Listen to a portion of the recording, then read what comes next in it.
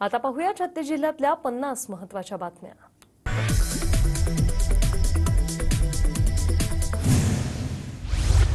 नंदुरबार शहरातील शिवशक्ती गणेश युवक मित्र मंडळाच्या वतीने पर्यावरणपूरक देखावा, पर्यावरणाची हानी टाळण्यासाठी गणेश मंडळांकडून पर्यावरणपूरक संदेश। नंदुरबार येथील श्री संत कबीरदास गणेश मंडळांनी साकारला तामिळनाडू राज्यातील कोयंबतूरच्या आदियोगी प्रतिमेचा देखावा। रत्नागिरीच्या देवरुख येथील सुर्वे परिवाराच्या शाडूच्या मातीचा बाप्पा, पर्यावरणपूरक गणेशोत्सव साजरा करण्याची अनोखी परंपरा। रत्नागिरीतील मिरजोळे गावातील राहुल पाडावे कुटुंबियांचा पर्यावरणपूरक बाप्पा, कागदाच्या लगाद्यापासून बाप्पा साकारला।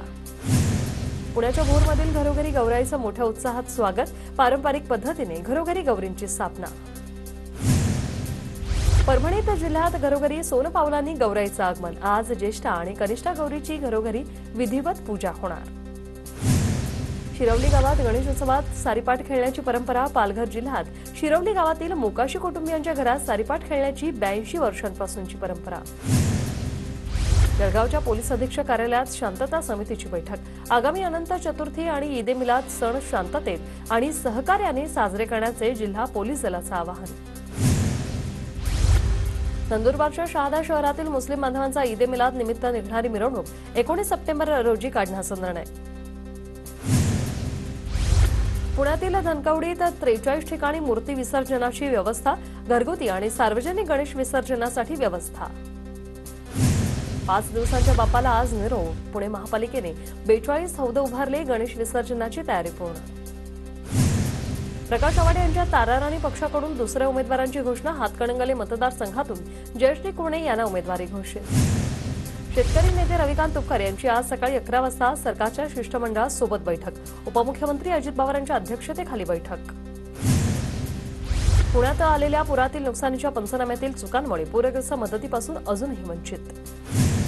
कराडच्या सह्याद्री कारखान्यांची 54वी वार्षिक सभा संपन्न, उत्पादन खर्च कमी करून उत्पादनात वाढ करण्यासंदर्भात आमदार बाळासाहेब पाटलांचं शेतकऱ्यांना मार्गदर्शन। स्वच्छता कार्यात कसूर करणाऱ्या नागपूर महापालिकेच्या 39 कामचुकार कर्मचाऱ्यांचं निलंबन। अवैध वाहतूक करणाऱ्या 24 खासगी बसेसवर कारवाई, कोकणात बस चालकांना 2,40,000चा दंड। पुण्यातून हुबळीसाठी वंदे भारत एक्सप्रेस लवकरच धावणार, 15 सप्टेंबरपासून प्रवास करता येणार।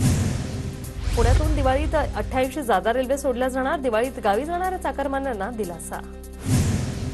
पिंपरी चिंचवड पालिकेच्या 97 शाळांमध्ये झिरो वेस्ट राबवणार। पुण्याच्या शिरूरमध्ये पोलिसांकडून 44 बेशिस्त वाहनांवर कारवाई, 40,400 रुपयांचा दंड वसूल। पिंपरी चिंचवड महापालिकेचा 11 ठेकेदारांना दणका, कामाचे दुप्पट पैसे वसुलीचे आदेश। भोर महाड मार्गावरील वरंधा घाटातील शिरगाव जवळील दरीत कार कोसळली। नंदुरबार जिल्ह्यात बिबट्यांच्या संख्येची मोठ्या प्रमाणात वाढ, महिनाभरात बिबट्यांच्या हल्ल्यात 4 बालकांचा मृत्यू। लग्नाचा तगादा लावणाऱ्या प्रेयसीची प्रियकराकडून हत्या, नागपूर जिल्ह्यातील मानकापूर पोलीस स्टेशन हद्दीतील घटना। लातूर जिल्हाधिकारी कार्यालयासमोर मनसे कार्यकर्त्यांचा रास्तारोको आंदोलन, अतिवृष्टीने नुकसान झालेल्या शेतकऱ्यांना तातडीची मदत करा, मनसेची मागणी। आदर्श शिक्षकांना पुरस्कार, जिल्हा परिषदेबाहेर शिक्षकांच्या मागण्यांकडे लक्ष वेधण्यासाठी लक्षवेधी आंदोलन।